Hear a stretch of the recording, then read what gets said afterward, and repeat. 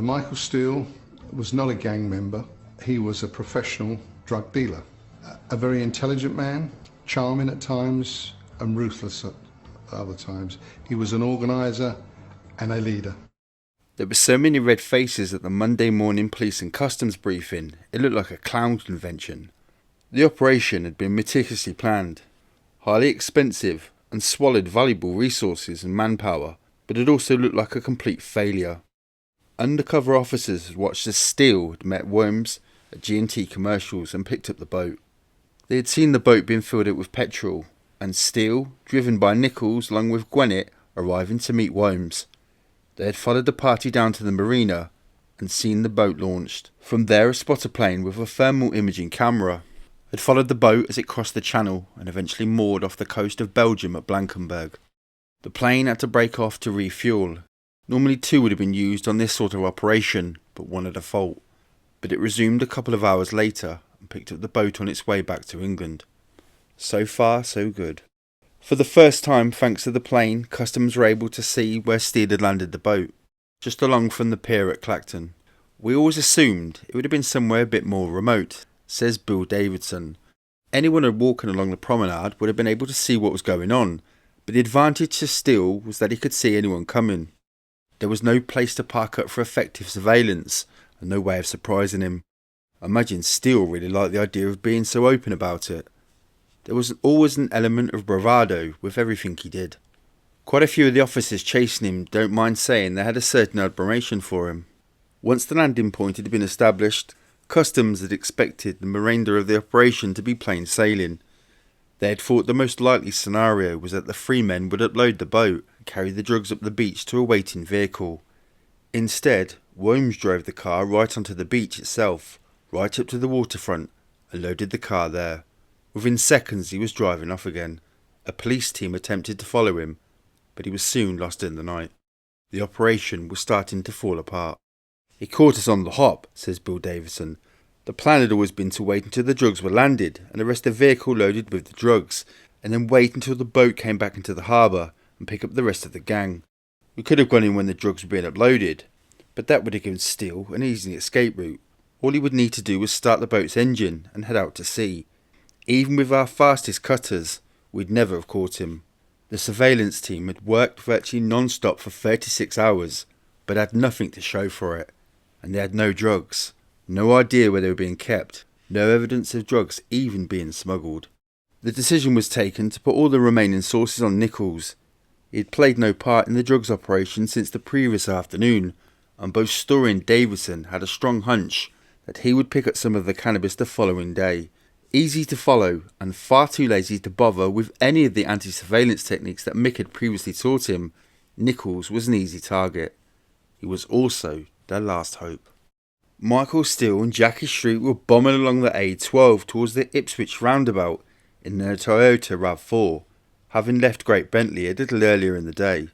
Just up ahead, Peter Corey was driving Jack's blue transit van. The trio were on their way to G&T Commercials to see Jack. The call from Nichols had come only a few minutes earlier, but Steele was still taken by surprise when a convoy of unmarked cars suddenly appeared by his side, and a man in a uniform gestured at him to pull over. Steele put his foot down. 2 of the pursuit cars also accelerated, weaving along the traffic to take up positions just ahead and just to the side of the Toyota. Steele tried to drive his way out of trouble, but was outclassed. Then the unmarked escort deliberately drove across his path, crashed into him and forcing him to a halt. A man leaped out and ran towards the driver's window. "I am DC Chappell from Essex Police, and I am arresting you both for suspicion of being concerned in the importation of controlled drugs." Steele stepped out and glanced at the front of his car. "Has he fucking damaged my bumper?" he said. One of the younger, keener officers stepped forward and put his hand on Steele's shoulder to guide him towards the car that would take him to the station. Steele's ice blue eyes burned a hole right for the youngster's hand. "Take your fucking hands off me, boy," said Steele. Never one to miss an opportunity, Steele would later lodge an official complaint about his arrest. He claimed the officers responsible had driven in a meticulous manner, which could have resulted in a serious injury, or even the death of him and his partner of 25 years. Steele also complained that when Jackie Street was finally released, She was horrified to discover that her home had been abused and damaged by the police. Money loaned to the couple from relatives was allegedly taken, and Street's vehicle was seized. She'd been maliciously penalised by overzealous officers, wrote Steele. She is now unable to perform normal daytime duties. She has no one to turn to. A few feet further down the road, the door of Jack's transit van was opened by DC Sanders, who slapped his palm down on the quivering shoulder of Peter Corey. "You're nicked," he said triumphantly. "You're under arrest for conspiracy to supply controlled drugs." Corey stepped down to be cautioned and handcuffed and glanced over at Michael Steele and Jackie Street, both surrounded by equal numbers of police officers. He swallowed hard and then spoke. "I don't know what you mean, mate." Jack Williams was at G&T Commercials cleaning down an engine when Bill Davidson and a few members of the police armed response unit approached him. "Okay, Jack," said Davidson, "put down the power washer." Jack's brow became a mass of furrows. "Actually, it's a pressure washer." Then Jack slowly turned around at the hordes of officers and gunmen surrounded him. "Fucking hell, Bill, this is a bit heavy, ain't it?" The following day, the evidence against him was starting to mount up. Nichols was beginning to realise how hopeless his situation was. In addition to all the police and customs surveillance records, which now included still pictures and video footage, the police also had access to the phone records of both Nichols and Steele. Again, Nichols took the no-comment road, but it was obvious he was being backed into a corner. In fact, with neither Steele or Williams being caught in possession of drugs, there was more evidence against him than anyone else. And then, once again, just when things were looking at their blackest, they got even worse. Just in a nutshell here, Darren, that there has been a large importation of cannabis resin to the country. Would you like to tell me who the officer was that you wished to have some dialogue with at the time? No comment. Alright. I can tell you at the moment, 2 police officers from Essex have been arrested and are currently in custody. Oh fuck. I don't fucking believe it. The officers have been charged with a number of offences, including some linked to the possession of controlled drugs. We have evidence that you have numerous dealings with one of the officers. Is there any comment you wish to make now? No. No fucking comment. As soon as the interview was over, Nichols asked to see the most senior officer available. What happened next was recorded by DC Winston in his pocketbook. "I was in the company with Detective Superintendent Barrington when we spoke to Darren Nichols in an interview room. Nichols had signed the custody record to agree to be seen without a solicitor.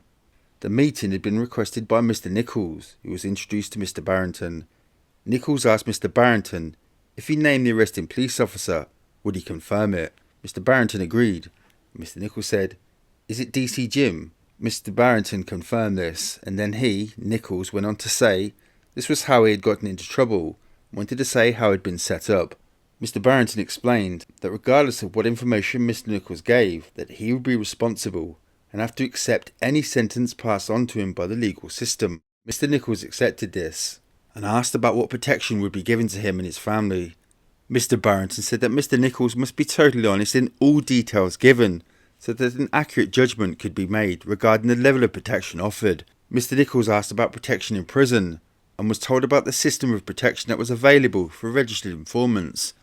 Mr. Nichols said he would be given information regarding illegal activities of policemen, said that he did not say anything to DC Winston because he did not know if he could trust him.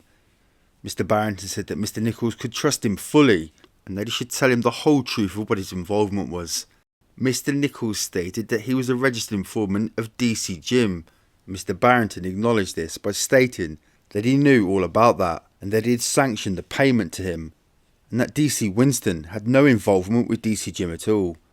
Mr. Nichols said that for the last 6 months he felt that he was being used, and that the drugs jobs were not his main concern, and that other serious things would be disclosed. I knew I didn't have any choice. I tried to put myself in Mick and Jack's shoes to wonder what was going through their minds, and pretty soon I realised I was totally effed. 2 days earlier, Jack had threatened to kill me. The next day he gets arrested. In Mick's case, I came round to collect some drugs, and an hour later he gets arrested. It was a good bet by now that they'd also been told that a couple of policemen had been nicked, and that I'd been talking to one of them. It wouldn't take too long for them to put 2 and 2 together, and even if they didn't work out I was giving information about the smuggling side of things, I was still the weak link in the murder case. And now the cops were talking about remanding me in custody in Chelmsford Prison. That's exactly where they were going to put Mick and Jack and the others. I wouldn't last 5 minutes. It was time to start talking.